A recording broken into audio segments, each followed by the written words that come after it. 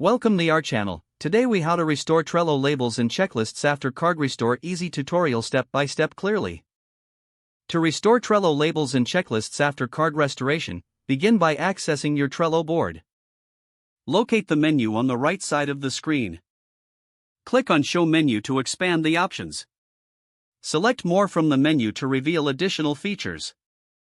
Now, choose Archived Items to find your archived cards.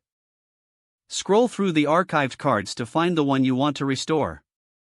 Click on the card to open it and review its contents. To restore the card, click on the Send to Board option. You will now see the card back on your board. Next, check if the labels are still intact.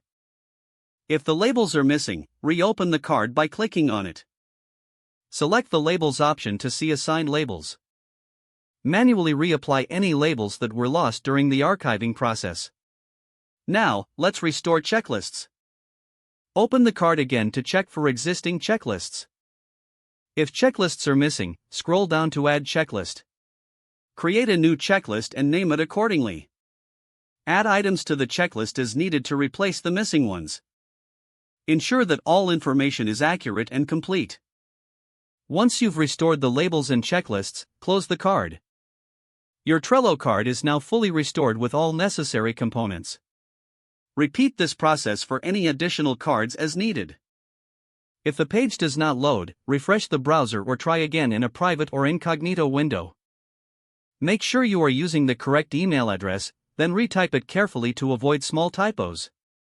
If your password is not accepted, use the Reset option and create a new strong password you can remember.